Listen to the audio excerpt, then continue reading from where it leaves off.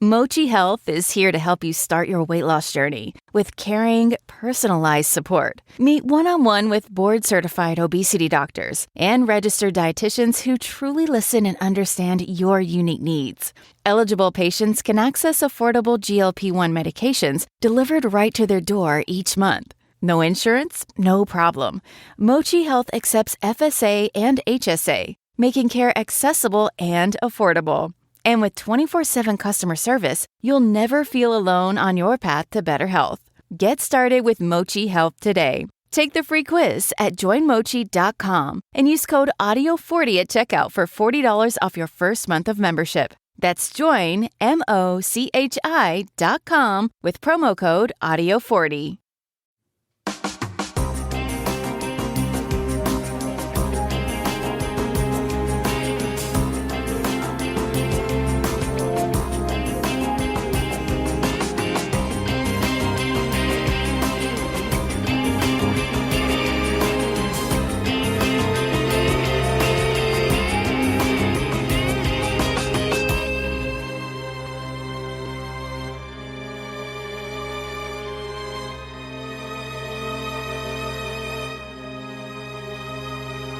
Hello, everyone, and welcome to episode 224 of the True Crime All the Time Unsolved podcast. I'm Mike Ferguson, and with me, as always, is my partner in true crime, Mike Gibson. Gibby, how are you? Hey, I'm doing good, man. How about you? Doing real well. Awesome.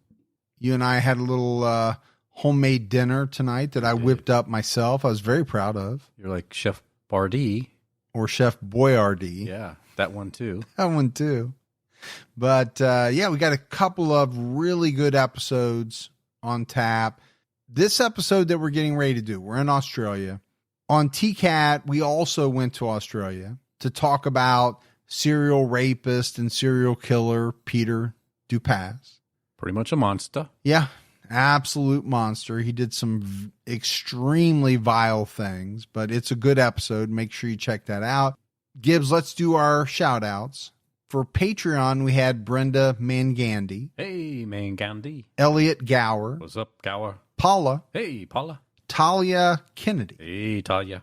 Michaelia.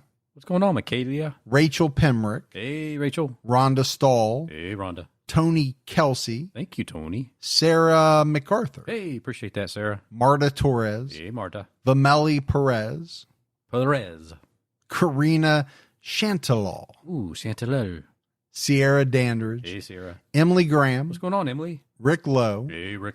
Samantha Spackman. What's going on, Spackman? Daphne Howe. Hey, Daphne. Haley. What's going on, Haley? And last but not least, Jason Benton. Hey, good old Jason. Then if we go back into the vault, Gibbs, this week we selected Karen Rosenstein. Hey, Karen. So, as we always say, we appreciate the new support, the continued support. It's all amazing.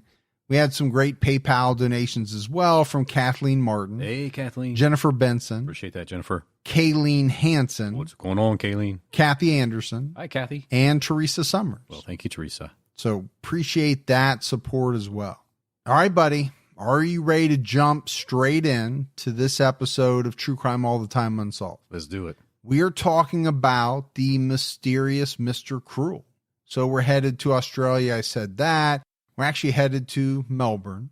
In the late 1980s and early 90s, a child abductor and rapist began snatching children right out of their homes, often while their parents or other family members were present. Residents of Melbourne, Australia were terrified that their child might be the next one targeted. Dubbed Mr. Cruel by the press, the offender was calm and organized, with a high degree of knowledge of forensic techniques, leaving behind no clues or evidence that led to his identity. In fact, he remains unidentified to this day. Yeah, this was really a big case back then. Yeah, a very big case. It's also a very scary case. When you're talking about children being abducted from their home, when the parents are there. Yeah. That is a scary, scary thought. Brazen. As reported by the Herald Sun, on Tuesday, December 28th, 1988, John Wills was inside his home on Hillcrest Avenue in Melbourne. John's wife, Julie, was asleep.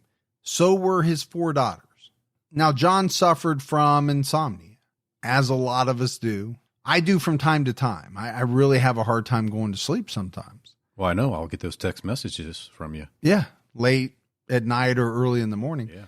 So what John did was he worked on a jigsaw puzzle. He was trying to relax, trying to get into that mode where he could go to sleep. By 5 a.m., he went to bed to try to get a few hours of sleep. What nobody knew was that someone was outside watching and waiting. At 5:30 a.m., the man who was wearing overalls and a ski mask broke into the home through the back door. He went straight to the parents' bedroom, revealing that he had been watching through the windows. He had a gun. Julie woke up yelling for her daughters to run out of the house, and the man told Julie to shut up. He then pointed the gun at John's temple, asking him if he was going to be a hero. John said no, he wasn't going to cause any trouble. He just didn't want anyone to get hurt. The man tied up both parents with copper wire, making them lay face down on the bed. He demanded all of their cash that they had in the house, and John directed him to the bedside table, which held $35. The guy pocketed the cash, and then he made his way down the hall to the girls' rooms. So scary. I think any home invasion is scary. But as a parent, when you're tied up and you know that this intruder is headed to your children's rooms, I don't know. I don't know how you deal with that. The anxiety level off the charts. When you can't move, you can't get free. Sharon Wills, the oldest daughter at 10 years old, was awakened by her mother's screams. Sharon was very musically inclined. She played multiple instruments and sang in the Victorian Children's Choir, which had been featured on TV just the week before, but she was terrified as she watched this strange man walk into her bedroom. And Gibbs, he called her by name, then tied her up and blindfolded her before carrying her out of the house over his shoulder. The terror that child must have felt. I cannot even imagine. 15 minutes later, John and Julie were able to cut through their bonds and free themselves. But when they went to the phone to call the police, they realized their phone lines had been cut. So John ran to a neighbor's and yelled for them to call the police.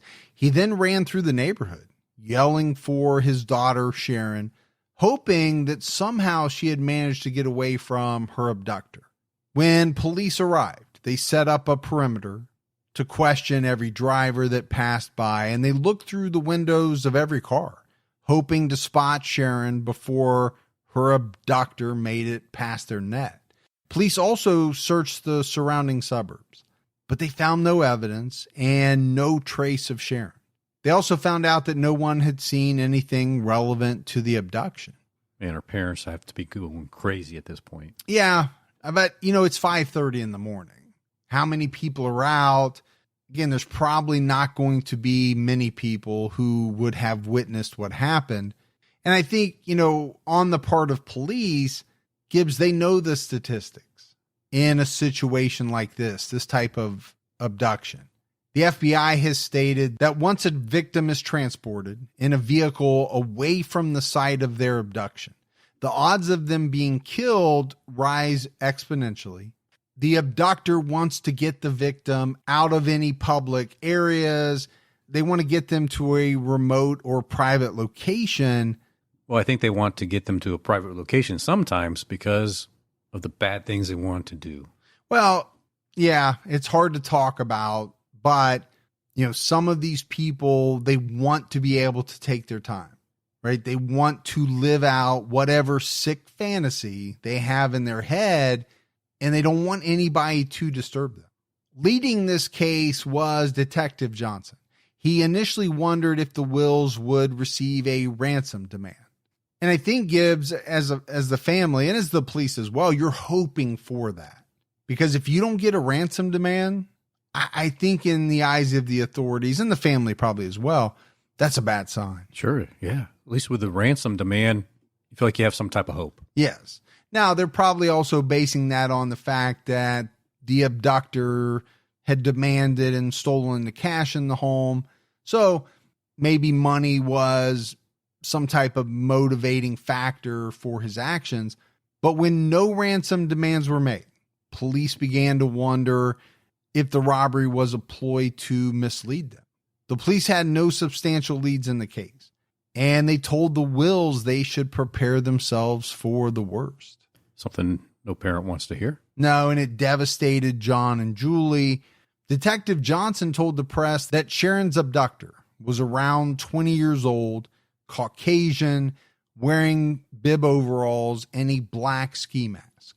Later that evening of December 28th, police spotted a white van with 3 blue horizontal stripes on each side, acting suspiciously in the Bayswater area, which was only about 5 miles south of the Wills' home.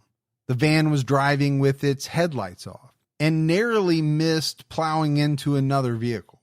The other driver tried to get a look at the person driving the van, but the man had his head turned away, appearing as though he wanted to avoid being seen. The driver appeared to be the only person in the van. This man couldn't get the van's license plate number either because it sped away very quickly in the direction of the high school. But Gibbs, 45 minutes after this encounter with the van, Sharon Wills was found walking near Bayswater High School. This was late at night when a car driving by happened to see her and pulled over to see if she was okay. Once they learned who she was, they took her to the hospital and contacted police. Her parents were ecstatic that their daughter was alive. So, a couple of things to break down here.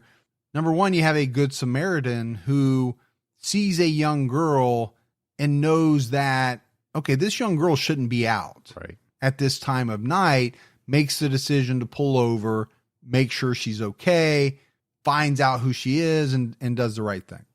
And then you have the parents finding out that their daughter is okay. I mean, you go from the worst possible feeling you could ever have in your life to probably the best. Sometimes you and I talk about roller coaster of emotions. I mean, this is literally running the gamut from worst to best in a pretty short period of time. Yeah. And I think their emotions are going to go up and down again, right? When they learn what happened to their daughter. And yeah, because it's not going to be all roses and rainbows. We know that. Sharon's abductor held her for about 18 hours. She was repeatedly sexually assaulted. As she described her ordeal to investigators, they realized that the man was well-versed in forensic methods, and he went to great lengths to remove all traces of biological evidence that could lead to his identification. He thoroughly bathed her. He scraped underneath her fingernails, and he made her floss her teeth. Before releasing Sharon by the high school, he placed her in a garbage bag and taped it around her neck. He then put a man's shirt on her before placing another bag over her head. He then carried her to his vehicle and drove her to the high school where he let her go. I guess he's really trying to make sure that there's no type of DNA type of transfer. Fibers. I'm thinking fibers. Yeah. Right. So he wanted to cover up as much of her body as he could. So maybe that there would be less chance that maybe a garbage bag would pick up a fiber than, let's say, her clothing would. That's a good plan. Well, again, to police, they're looking at it thinking, all right, this guy's got some kind of background. Sure. Or at least he has a working knowledge of forensics. Maybe he's read books, maybe he's watched TV shows, but he seems to know a lot about it. But you're right. During this time frame, fibers would have been a big piece of evidence. Yeah, absolutely. I mean, this is very early on in, DNA, right? 88, very, very early on. So obviously Gibbs, the family was elated to have Sharon back, but at the same time, they were terrified that her abductor would return to the home and do something else. The police were doing frequent drive-bys to try to ensure their safety, but all 6 of them started sleeping together on the living room floor. I mean, I think everyone in that family was afraid to sleep alone. Sure. I mean, if they just thought about how this all started, I mean, somebody looking through your window and then coming into your house and doing what they did. Yeah. Well, we mentioned it, right? John already had insomnia. So I imagine it was even harder for him to sleep. You know me, I would have been the dad sitting in a chair with a gun until the sun came up. That would be me, because I would be so worried about my family's safety. Yeah. And maybe he was too. I don't know. I didn't read anything about that, but you know, he would have been on guard. It definitely would have been hard to sleep. So as police were working through the case, you know, they were looking at the actions of this offender. He came prepared and quickly and smoothly carried out this abduction. So based on all that, they believed that this most likely was not his first offense. So they began checking their records to see if they could link Sharon's abduction to any other similar crimes or find any offenders who had a similar MO. Police believed it was possible that the same perpetrator may have committed 8 other unsolved cases in the Melbourne area during the past 10 years. The problem is his age was estimated to be about 20 years old. So, you know, it's hard to go back 10 years and say the same person would have carried all of those out. Right. He would have had to have started when he was about 10. That is, unless the person who estimated his age got it wrong.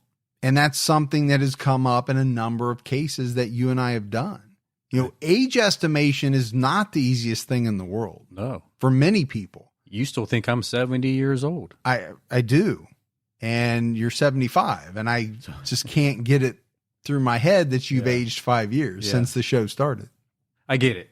Because I don't know how I could ever determine somebody's age in that moment, of that stressful moment that you're going through. So, yeah. So I have 2 things, right? For me, it's hard with no stress. I mean, I look at some people, and when I find out their real age, I'm off by 5, 10, 15 years sometimes. Yeah, you would never be good at that carnival. No, I'm terrible at it. And then you mentioned the stress factor. Yeah. Okay, that makes it even tougher. You know, people often have a hard time after a stressful situation giving an accurate description to police. It's just kind of a known thing. A week after Sharon was found, the Victorian government announced a $100,000 reward for information leading to the offender's identity, which was the first time such a reward was offered in an abduction case. It's a great number, you know? It's good. It's high, right? Compared to what we're used to here in the U.S. We talked about it on the episode of TCAT. Now that involved murder. They were up in like the $1 million range. Right. You know, we're so used to kind of seeing fairly small numbers over here. I think you and I both expressed our admiration at the way that the Australian authorities handle rewards. They take it very seriously and they use it. I think they know it's a great tool to try to solve cases. Well, and I think some of these unsolved cases that go on for quite a while cost the state, the city, whatever municipality is doing the investigation, a lot of money and resources. So if you can cut that effort short by having someone come forward with information that is definitely well worth paying for, then why not? Well, I think it's a great point, and I don't know that you've ever brought that one up. You know, a lot of people look at a reward and say, wow, that's a lot of money. But they don't factor in, okay, how much does it cost to fund an investigation, a massive investigation that lasts 6 months, 6 years, 30 years? I mean, the numbers are staggering. So that is an amazing point. Police believe that the man would continue offending until he was either captured, killed, or jailed for some other reason. And I think that about a lot of rapists and killers. I think they get something out of what they're doing, obviously. Sure. That's why they're doing it. Why are they going to quit on their own? Why are they going to give up this, whatever it is that they get, this feeling, that's satisfying some sick urge that they have? they're just going to keep doing it. Yeah, they got to keep feeding it. Yeah. Flyers were distributed about the crime and the reward at houses near the Wills home and around the high school. They included a description of the white van that was seen behaving erratically near the high school around the time Sharon was released in that area. Well, they're doing everything they can to attempt to find the perpetrator. Yeah. So reward, getting out information, and they're looking through their records to try to find a perpetrator who has a similar MO.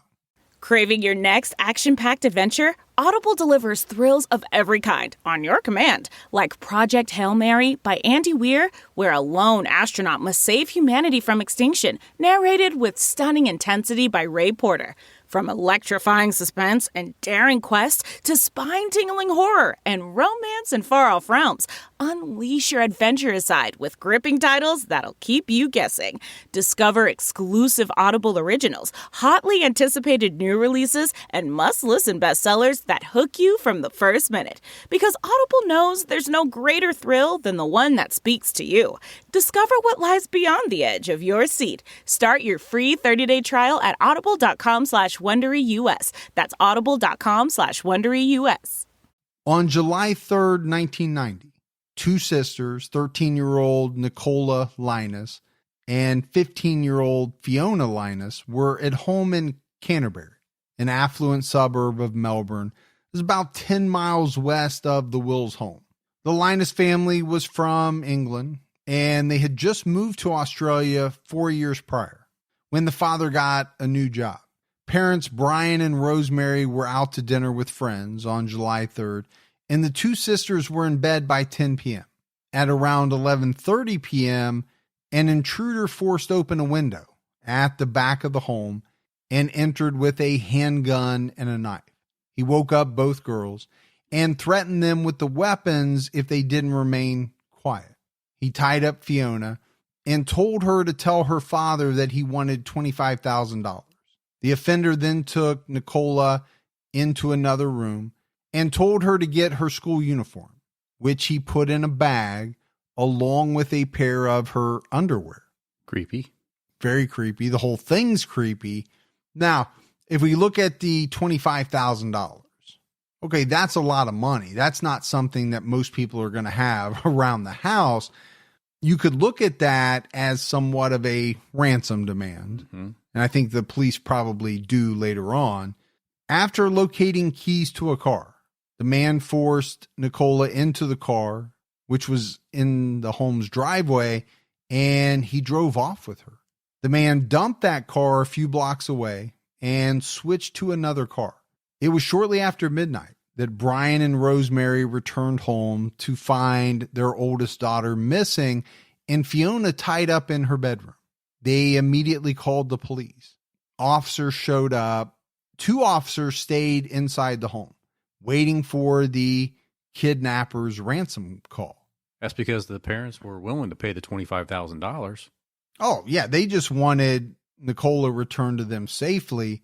The problem is the kidnapper didn't call to leave instructions on how to deliver the money.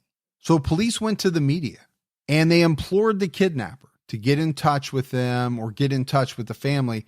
They said they'd be willing to discuss whatever the offender wanted. Again, the Victorian government offered a $100,000 reward for information leading to the identity of Nicola's abductor. Investigators noted how organized this abductor was, and they believed that he had conducted surveillance on the Linus family. The description of the abductor given by Fiona was that he was a man in his early 30s who was soft-spoken and was wearing a black mask and blue jeans. So the guy's smart, you know? I mean, he's casing the place. He's doing his homework. Well, and he also planned ahead of time, right? He had a vehicle waiting. He drove the family car to wherever his vehicle was located, which lessened the chance that somebody in the neighborhood would see his vehicle, get a description. All of that is smart. I hate to say it that way, but I don't know how else to say it. Yeah. I'm not trying to tell people how to do some of these things. But I think if you're the police and you're looking at this guy as a perpetrator, you have to go at it thinking, all right, this guy's not dumb. We're dealing with a very sophisticated person here who is doing quite a bit of due diligence before these abductions. And he's smart. He's wearing a mask every time. So for the first family, they said around 20 years old. This family the sister Fiona said around 30 years old. But I think when you wear a mask, how can you really tell somebody's age? I mean, maybe mannerism, maybe from their voice. But outside of that, I mean, I don't know really how you can determine someone's age. Yeah, and I think the voice alone could really throw somebody off. Some people who are very young have a deep voice. Some people who are older have a high squeaky voice. So, what are you making of that? It just doesn't always hold true. You could be putting somebody's age at much younger than what they really are because their voice is a little higher than you think it should be, right, or than you would think it normally would be at age 30 or 40. Like a Peter Brady. Exactly.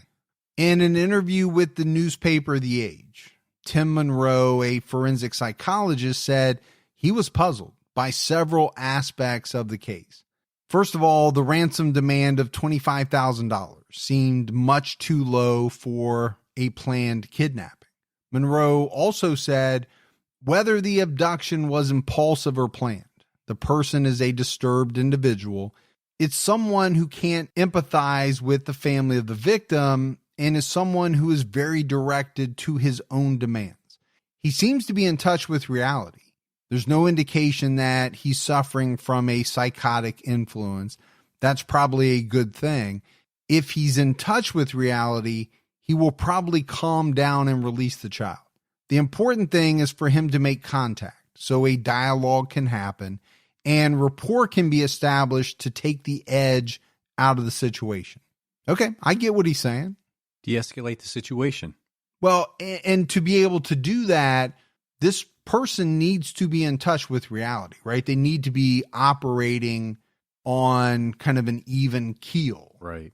3 days after her abduction, on July 6th, Nicola's abductor blindfolded her and wrapped her in a blanket and drove her to another suburb about 4 miles away from the Linus home in Canterbury, where he forced her from the car. Nicola walked to the first house she came to, and she knocked on the door and asked them to call her parents. The police were also notified, and Nicola was taken to the hospital to get checked out. She'd been held captive for over 50 hours, bound, gagged, blindfolded, and sexually assaulted for the entire duration of her ordeal. 50 hours. Yeah, it's brutal. And we can't forget, this girl was 13 years old. Just a baby to me, man. It's sickening. The investigators told the local paper, The Age, that they found some evidence in the house and the family car that might help the investigation, but they didn't want to give any specifics. Well, maybe back then they thought they had something, but clearly over these years it didn't amount to anything. Well, obviously not, because this is an unsolved case. Forensic psychologist Tim Monroe told The Age newspaper he had the crime planned out quite well. He knew the parents were out of the house. He was most likely watching the house. He took the parents' car, then used his own car. There was obviously a bit of cleanup. If this is the same person who abducted Sharon Wills, and I believe it is, he's able to sit on his urges fairly well. Maybe now is a good time for him to seek out some help before he starts acting out again. If he does strike again, the time between offenses will likely be shorter. So this is interesting because I think we've heard this quite a few times. So first of all, it was about a year and a half between the abduction of Sharon Wills and the abduction of Nicola. So this Tim Monroe guy is saying, okay, that's a year and a half that this guy was able to keep his frog demon at bay. We'll call it that. But he's going to keep doing it. And when he does, the time between these abductions and sexual assaults and all of that, it's going to continue to get shorter and shorter. And we've seen that bear itself out in so many different TCAT episodes. Yeah. Whether it's serial rapists or serial killers, they tend to ramp up over time. And they need that, I don't know if you want to call it a fix or whatever it is, Gibbs. They need to satisfy those urges more often as time goes on. It just gets harder to keep that frog demon at bay. Yeah. We don't understand it completely, but we know it does happen that way. Nicola was able to provide investigators with some additional details about the man who abducted her. She said he was between 20 and 40 years old, wore a dark green mask with white piping around the eyes and mouth openings. He displayed a black kitchen knife with a serrated blade and a plastic handle. She said the man drove around for about 10 minutes before he stopped just a few streets away from her house. They switched into another car where he forced her under the dash on the floor and covered her with a blanket that he seemed to have waiting just for that purpose. So again, if we're talking about planning, right, that goes into it. Sure does. She said they drove for about 45 minutes before the man took her into a home. The house seemed to be in a suburban area, and Nicola said she didn't hear anyone else in the house that she was kept in. The man watched the press conference given by her father, pleading for her safe return. That'd be rough for Nicola to hear that. Yeah, very rough. This is also something that's very common, right? Perpetrators following the news cycle, wanting to see what people say about these things that they've done, whether it's, cutting out newspaper articles, watching television shows, whatever it is. We know that a lot of perpetrators have an interest in following their cases. Police set up a checkpoint on the street where the Linus's car was dumped and another one where Nicola was found. They asked passing vehicles whether anyone had seen anything on the night of her abduction. They also established a phone tip line for people to call in with any information. One detective told the press, "We're not following any specific leads, although some evidence looks promising." He expressed his belief that the case would be solved, but he also clarified by saying it won't be solved in 5 minutes. Well, I think that's a good thing to let the press know, right? Because I'm pretty sure people want that. Hurry up and get this solved now so the community feels safe and we don't have to worry about our kids. But he's also being, look, I'm going to be real with you. It's not going to be quick. Gibbs, I think it's safe to say that after this second abduction, there were a bunch of parents in that area who were extremely frightened, wondering if their house was going to be the next one targeted. Especially when the police reported that they believe the man has staked out the private school Nicola attended. Detectives also said that several suspicious men had been seen loitering around the school. Okay, I don't think you ever want that. No. You don't want any suspicious men just kind of loitering around schools. If you're loitering around a school right now, stop it. Stop it, because you're going to be suspect. Detectives speculated that another attack that occurred just 16 miles north of downtown Melbourne in August of 1987, this was about a year and a half before Sharon's attack, might be linked to the attacks on Sharon and Nicola. In this attack, a man removed a window screen in the early morning hours. He was carrying a small handgun and a large hunting knife. He first went to the parents' bedroom and tied them up with rope. Next, he went to the son's bedroom and tied him to his bed and gagged him. Then he went to their 11-year-old daughter's room and attacked her. Now, he didn't abduct this girl, but the man stayed in the home for over 2 hours. And during this time, Gibbs, he sexually assaulted this young girl, but it was noted that he paused at different points, one time to go into the kitchen and make himself a meal. Is that brazen? Is that overconfident? What is that? I think it's both of those, it's also maybe a feeling of superiority that, and maybe that goes along with being overconfident, but you're so confident in what you've done, the way that you've tied these people up, the surveillance that you've done, nobody's coming to the house, that you're willing to kind of take this time to go into the kitchen and make yourself something to eat. I think it says something about this perpetrator. I think a lot of perpetrators of different types of crimes, they want to get in and out as quickly as possible. It seems as though this person is much more calm than your average criminal or somebody that's breaking into a house and, doing bad things. Certainly didn't seem to be concerned.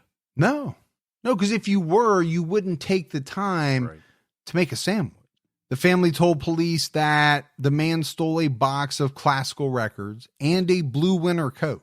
They also said he made a phone call.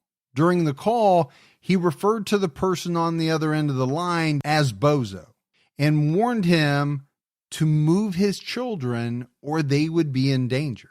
But when police checked phone records, they discovered that no calls had been made. So they theorized that this was a ploy on the part of the perpetrator to throw off police. So again, do you look at this as being extremely intelligent? You're going out of your way to pick up the phone and act as though you're calling someone, you're having a conversation, because it's going to be relayed to police by the family. And I don't think that's something you do on the fly. I think it's something that you pre-plan. Or if it is on the fly, it's because you're extremely intelligent and you can make those kind of decisions very quickly on your feet. Right. You hate to give these people credit, but when someone's intelligent or they're doing things that make it seem as though they are, you have to point that out. Yeah. Because in an unsolved case, that could be very important to someone who's listening or, may have some information that, okay, that's something that they're going to put together. At some point, Gibbs, it seems as though police came to believe that all three of these attacks were linked to the same person. The other thing was that it became obvious that if they were linked, the time between attacks was growing smaller, and the time that this man was keeping his victims captive was growing. It was also around this time that the press gave this attacker the name Mr. Cruel. The Sun newspaper quoted a few anonymous police officers who said they believed Mr. Cruel could be affiliated with law enforcement, perhaps even a former or current cop, given his deep knowledge of forensics. One detective responded to this theory by saying they were investigating people from a variety of backgrounds. He then said they believed Mr. Cruel was linked to 6 attacks since 1984, but he didn't give any information about the other 3 victims, only saying that one was a mature woman and not a child. So we talked about the level of fear that this person must have struck right into the community after 1 attack, 2 attacks, okay, 3 get linked. Then they come out and say he could possibly be responsible for as many as 6. I mean, that's fear that's just increasing. Oh, yeah. It's going up and up. The Victoria Police sought the advice of the United States FBI's Behavioral Analysis Unit, who came up with a possible profile of the offender. That information wasn't released to the public at that time. Then on Saturday, April 13th, 1991, 13-year-old Carmen Chan was babysitting her 2 younger sisters, who were 9 and 7, while her parents, John and Phyllis, were working at the family's restaurant. The family lived in Templestowe, a wealthy suburb of Melbourne, close to where the Wills and Linus attacks took place. Carmen attended the same private school as Nicola Linus, and she was well liked by her classmates and staff. They described her as charming and lively. She was a good student, and she dreamed of being an attorney one day, a goal she could easily attain because she was extremely smart and she had an outgoing personality, which at times was described by some as her being strong-willed. People said Carmen was no pushover, and she fought to get whatever she set her heart on. All right, I think I got a couple of those in my house as well. You do, for sure. So all three girls were watching television that evening, waiting for their parents to return from one of the two restaurants that they owned. John and Phyllis worked long hours every day, sometimes 15 to 18 hours, to provide a good life for their girls. Despite the frequency that the kids were home alone, the family was very close. Carmen was a responsible sitter, looking after her little sisters responsibly, and with what her parents called a maturity beyond her years. So again, this is a 13-year-old girl. Yeah. But extremely mature, extremely intelligent, and I guess was very adept at, watching her sisters, providing for them, making sure they had food, because their parents are working 15, 18 hours. They're not around. No. The Chan's property had an elaborate security system, including an entry gate set into a 10-foot high brick fence that encircled the home. Kind of like here, minus the 10-foot wall and the security gate. Don't have any of that. I got the moat, though, with the alligators. Yeah, that always drives me crazy. But despite all of these, security precautions, at 9 p.m., Mr. Cruel was able to sabotage the alarm and security system and gain entry through the gate. He went to the Chan's car in the driveway and wrote in white spray paint, "Payback, more to come," and "Asian drug deal." Kind of strange. Very strange, unless you're looking at it from the standpoint that, again, this guy's intelligent and he's trying to set something up, kind of a ruse before he does what he's going to do. Carmen heard a noise and stepped out of the bedroom where they had been watching TV, and her sister Carly followed her. In the hallway, they saw a strange man wearing a mask who forced them back into the bedroom where Karen was hiding behind the door. The man threatened the girls with a knife. He forced the two younger girls into a closet and barricaded them inside by pushing the bed up against it. He then took Carmen and left with her. Carly and Karen were able to get the closet door open in about 15 minutes, and they rushed to the phone to call their father. John raced home and searched for Carmen, but finally called the police when she was nowhere to be found. So Gibbs, obviously terrifying for these three young girls home alone. But think about the two youngest girls. Kind of amazing, right? That they're able to work the closet door open, get to the phone, and they know, we got to call Dad. Smart young girls. When police learned the details from dispatch, they mobilized very quickly. And I think right away, Gibbs, they believed that this was most likely another attack by Mr. Cruel. Detective David Sprague was put in charge of the case. All available patrol cars were put into action. They also put into action some helicopters and tracking dogs. The dogs did pick up Carmen's scent, but it ended just a few blocks away, which police believe is most likely where this man had his car waiting. While detectives canvassed residents of the quiet suburban neighborhood, they found out that no one had heard or seen anything suspicious. Police were frustrated. And I think rightfully so, Gibbs. You have a man who had carried a struggling girl some distance. You would think that someone would have seen something.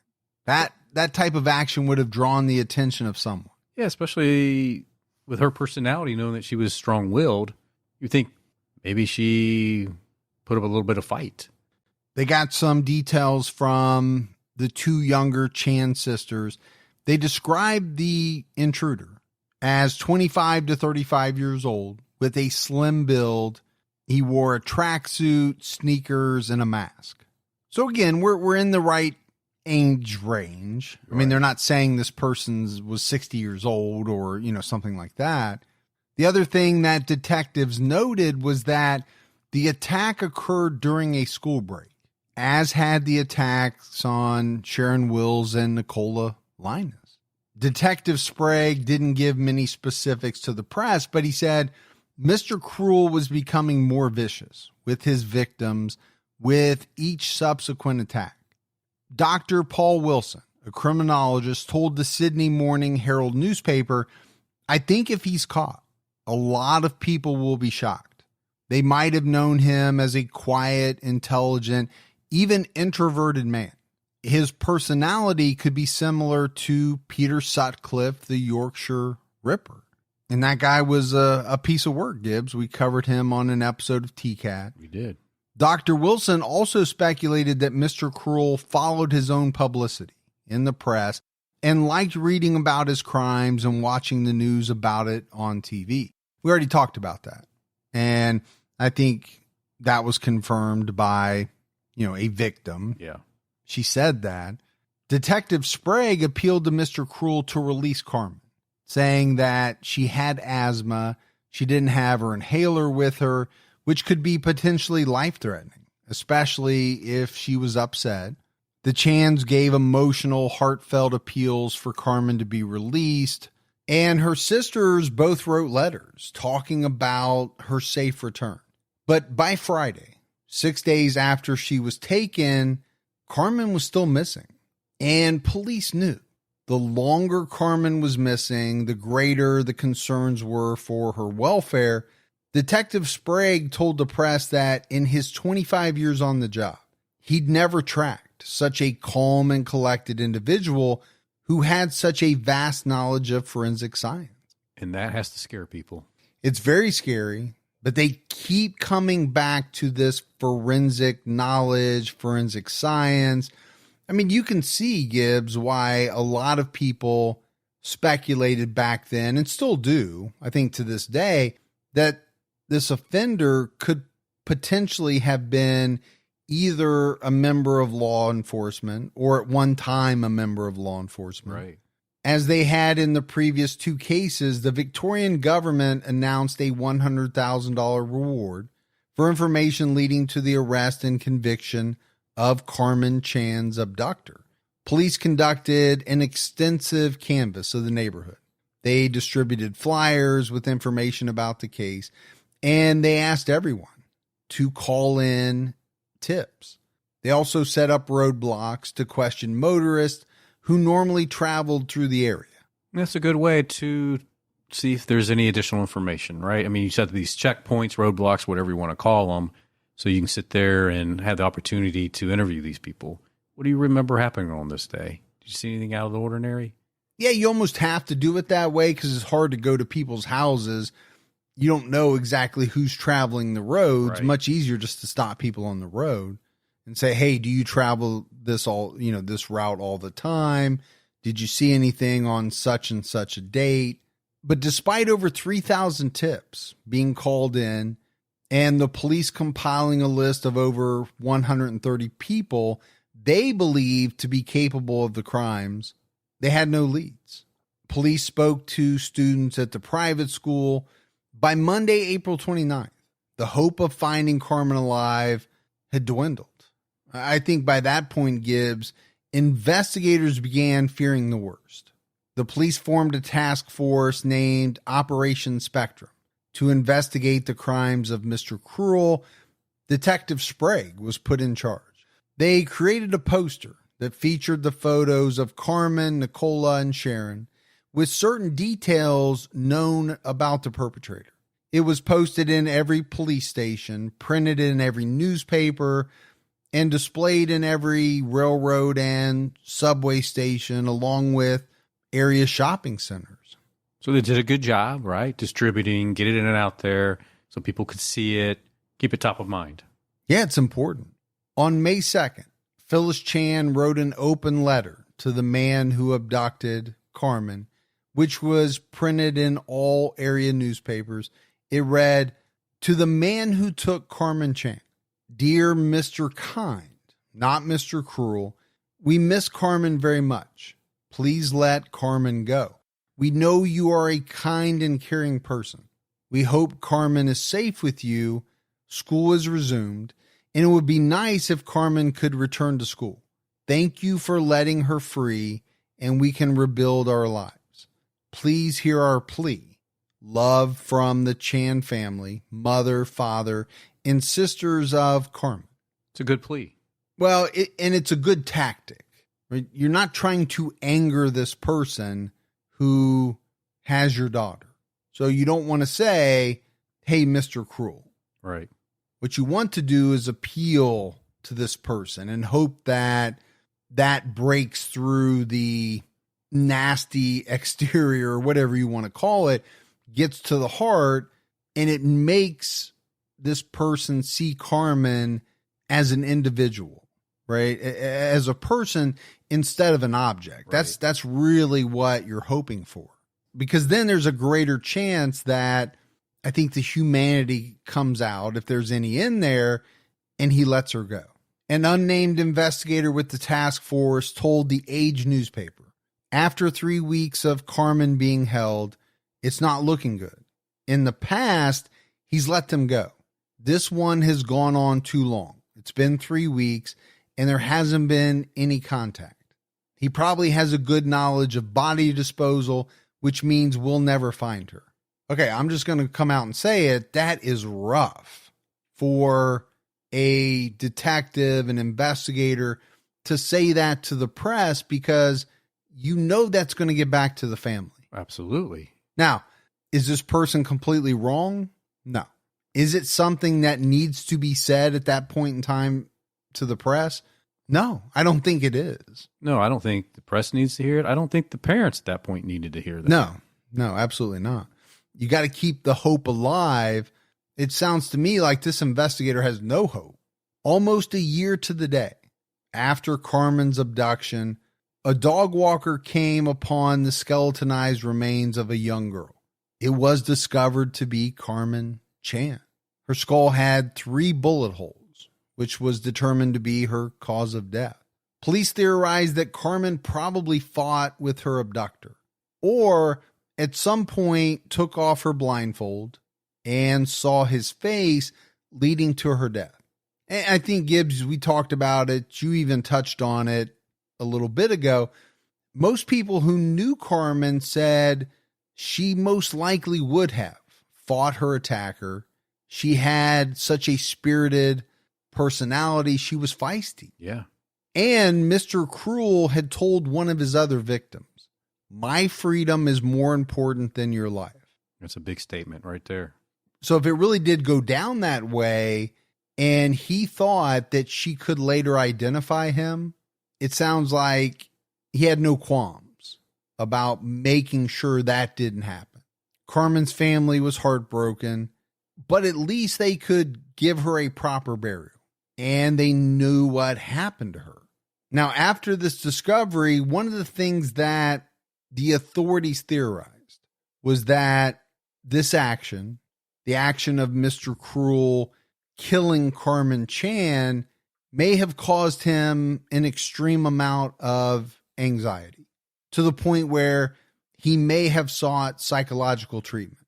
So the police wrote to every psychologist and psychiatrist in the area, asking them to break doctor-patient confidentiality and phone the police with information. It's a big ask. It's a huge ask. They asked the counselors whether their duty to the community outweighed their duty to a single patient.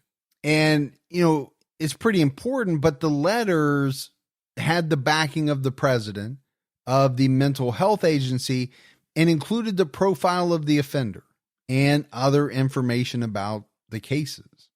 Police released sketches of the bedroom and bathroom in the house that one of the victims had been held in, as she was able to see under her blindfold and give them, a certain amount of details. Both Nicola and Sharon reported hearing frequent jets flying overhead And this led investigators to believe that the house was in the flight path of the greater Melbourne airport. Police checked over 30,000 homes in northern Melbourne trying to find a match. It's a lot of work to do that. 30,000. Yeah. So, I mean, the one thing that you can't say about this case is that police didn't take it seriously and that they didn't do a tremendous amount of work trying to figure this out. 2 years after Carmen's abduction, the task force was scaled down to just 10 full-time investigators. It had started with 40. And this is pretty normal, Gibbs. We see it in a number of unsolved cases. You know, it was scaled back because, number one, they believed they had exhausted all options and avenues of investigation. And I think in number two, there's only so long you can devote that amount of resources to, you know, a series of cases because you have new cases all the time, right? You need people working those cases as well. Right. It was announced that it was being disbanded about 6 months later. The cases of Sharon Wills, Nicola Linus, and Carmen Chan, in addition to the other 3 unnamed, unidentified victims that police believed are linked to this series, remain unsolved. On the 25th anniversary of Carmen Chan's abduction and murder in 2016, the reward for information leading to the capture of her killer was raised to $1 million. There we go. I mean, that's where it should be. And we've talked about that, like you said, on the TCAT. Well, and $1 million seems to be kind of standard in a number of cases involving murder that we've covered in Australia. It's a ton of money, but it's also a great motivator to try to get someone to come forward with information. As a result of the immense investigation performed by Operation Spectrum, laws concerning pornography were changed across the country, along with laws related to offenders being in areas where children congregate, such as schools and parks. The child killer and rapist known as Mr. Cruel had an unprecedented effect on Australian society in the late 80s and into the 90s. Gibbs, he was Australia's real-life boogeyman. I'm sure there were a lot of parents, you know, when they were talking to their kids about being safe or what could happen if you do this or don't do that. Right. Mr. Cruel was probably brought up as this boogeyman type figure. We don't want Mr. Cruel to get you. No. Head of the Victorian Crime Lab, Dr. David Wells, told the Sydney Morning Herald, for all children, their home is a safe place. They feel secure there. They are looked after there. Suddenly, they've been confronted by the idea that they could be taken away from there by a man in a mask. Many parents I've spoken to say their children are very insecure. They can't sleep and have nightmares and are worried about the security of their house. I can imagine that. It's got to be scary. No, I can imagine it too, because as much as you want to shield children from some of this, you can't do it, right? If it's on the news all the time, okay, kids are going to see it, sometimes by accident. They're going to be talking about it at school. This is nightmare-inducing type stuff for adults, let alone children. The profile completed by the FBI has since been released to the public, although they warn that the profile is just a guide. No one should be discounted because they don't match the profile. It says Mr. Cruel's intelligent, obsessive about cleanliness, has an intense interest in children. He has a steady job and is creative. He's visually orientated, meaning he gets satisfaction from the way things look rather than the way things function. He is Caucasian with a slim to medium build, between 30 and 50 years of age. I'm assuming they most likely changed that over time. Sure, yeah. He has sandy blonde hair, sometimes wears glasses, has a pot belly, and is sometimes unshaven or wears a beard. He's tidy and neat in his appearance and dress. His home is tidy and clean. He probably had a low to medium management job or was even self-employed, giving him the freedom to roam around Melbourne during the day. He would appear to be kind, interested, and dedicated to helping children. A good neighbor, possibly an introvert, he would have had access to another house during the kidnappings. His behavior would have been erratic around the times of the crimes, and he would have been stressed after each crime. He may have taken time off from work around the times of the crimes and been distracted and unable to concentrate. He uses the words bozo, worrywart, and missy a lot during the attacks. He likely shows signs of sexual dysfunction if involved in a personal relationship. His arousal and gratification would depend on his partner playing certain roles, such as dressing up as a schoolgirl. Possibilities of why he hasn't attacked again since Carmen Chan are as follows. He went to jail for an unrelated case. He moved either interstate or overseas. He may have committed more crimes, but they either haven't been detected or haven't been linked. He was interviewed by police during the investigation, and that was enough to make him stop, or he's dead.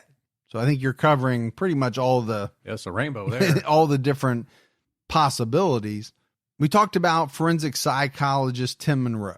He told the Sydney Morning Herald, there's a big question mark over Mr. Cruel, as there have been no further offenses that we know of since Carmen Chan. I find it intriguing that he has not surfaced again, as people with this problem have a very strong compulsion to satisfy their needs. Gibbs, you and I talk about that all the time. Yeah.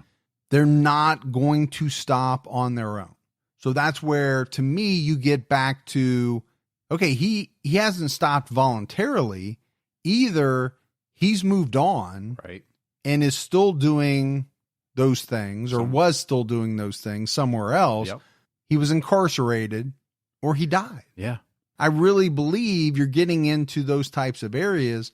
I have a strong suspicion that this guy up and moved, maybe to the U.S. or to some European country, continued to do some of the things he was doing, maybe scaled them back, maybe he did them differently, and they just weren't connected to Mr. Cruel because either it was so far away or he changed up his MO a little bit, maybe. But I'm with you. He never stopped. No, not on his own. He was either stopped or forced to stop. In 2016, an investigative reporter named Keith Moore was able to get a hold of the Sierra files. These files from the Victoria Police Department contain the top suspects in the Mr. Cruel case. According to the website whoismrcruel.com, Moore lists the top 7 suspects.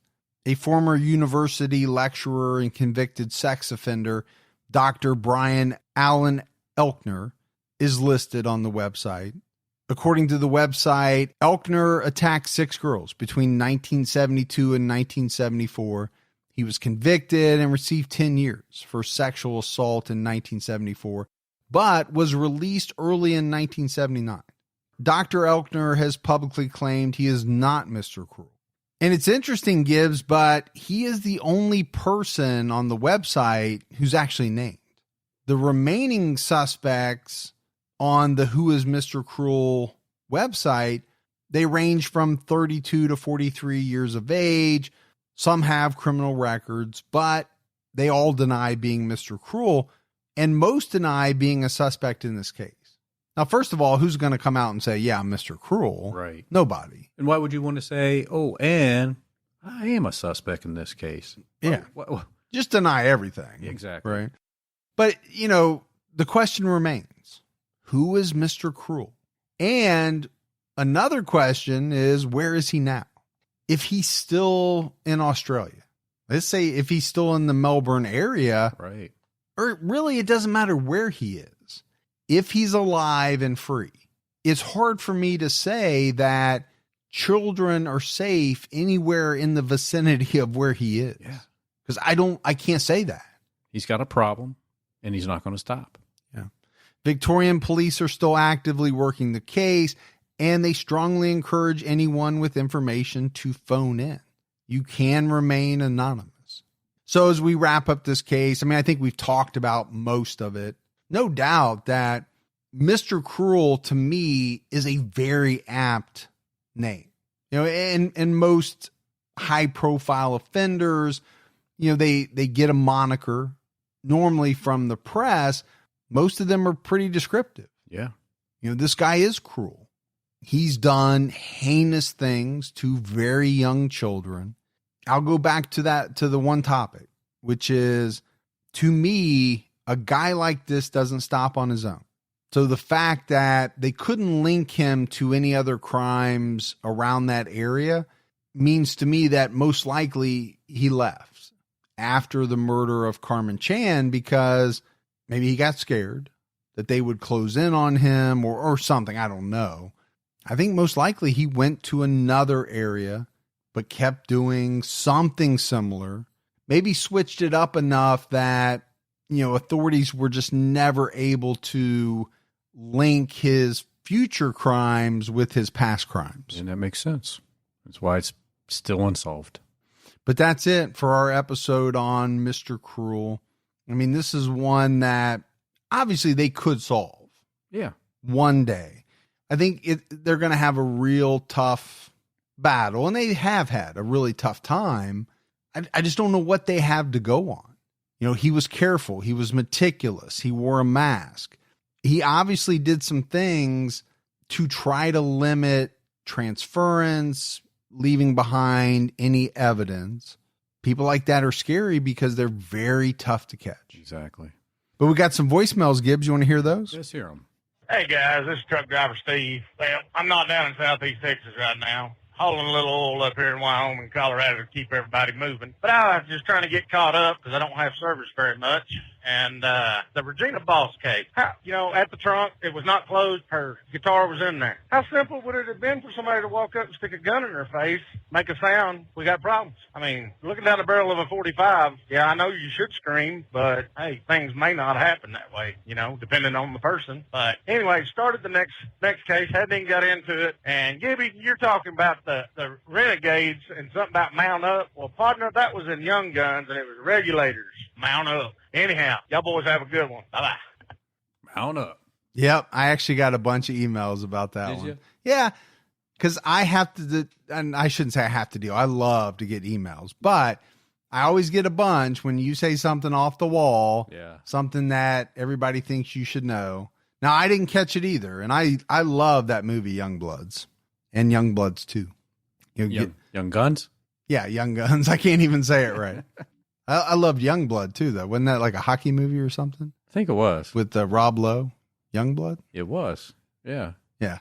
I'm mixing my 1980s movies. Dayton born actors. Exactly. Rob Lowe and the Estevez. That's right. Hey, Mike and Gibby. This is Aaron again out of Sacramento. I was just curious if I can get some insight from maybe either you or Gibby. I got the weekend off that criminology or CrimeCon, is happening next year. And it's first time doing this kind of thing with CrimeCon. And I was curious if I end up pulling the trigger on getting tickets, if you can just give me some insight on the difference between the standard and the VIP. I'm sure there's a lot of differences, but just curious if the standard is going to be just fine for a fan like me of true crime. Hopefully, if you guys end up going, maybe we can, get a chance to meet you guys or share a beer or whatever. But I'm kind of excited. Hopefully, I can make a decision pretty soon. I know they're going pretty fast, the tickets, so I definitely do want to do one of these crime cons, but next year looks like it might happen. So anyway, guys, take care and keep your head on a swivel and keep your own time ticking. See you later. Bye. So it's a great question. I don't think anybody's ever asked us that before. Yeah. I think there might be some stuff on the website about it. What I will say, and Gibbs, you back me up or not, we've talked to tons of people over the years at CrimeCon. The higher price tickets allow you into some special events. Yep. I have heard people say that they were disappointed in what they got for the amount of money they paid. Now, I'm not sure. I'm not saying that everybody feels that way, but I do know a couple of people have told me that. I think by and large, you're totally fine with the standard badge. You get into almost everything. Okay, you might not get into a behind the scenes with, I don't know, Keith Morrison or something. I don't know what it is, but standard badge lets you into almost everything you need. Yeah, I think if you do the VIP, right, you get preferred seating, get into the events a little bit earlier. Yeah, different things, and you might get a meet and greet with somebody. I don't know all it is, but yeah, just make sure you use our promo code TCAT. That's right. Hey, Mike. Hey, Gibby. This is Michelle. I'm calling from Myrtle Beach, South Carolina. And no, I am not on vacation. I actually live here. I have for most of my life. So I just want to start off with a solid thank you, for all that you guys do. I know it's not the easiest to put out episodes for, multiple podcasts and Patreons. So really do appreciate you guys. I actually worked on the boulevard before and during the case of Bernie Drexel, and I wanted to comment that most businesses and hotels had actually already been walking their female employees to their cars because it was so dangerous, being alone. I actually myself had an experience, but that's for another story. But with all of that being said, I really just wanted to recommend the case of Heather Elvis. It started back in 2013. It's still ongoing. It's unsolved. Yet there's a lot of speculation and side eyes. It's already been featured on ID Mystery. We don't really know, but we kind of know what's going on. Really just, look into it, guys. It'll have your blood boiling. But with that being said, stay safe and keep your own time ticking. All right. Well, so good insight. Yeah. And a case for us to look into. Absolutely. We appreciate the voicemails. All right, Gibbs, that is it for another episode of True Crime All the Time Unsolved. So for Mike and Gibby, stay safe and keep your own time ticking.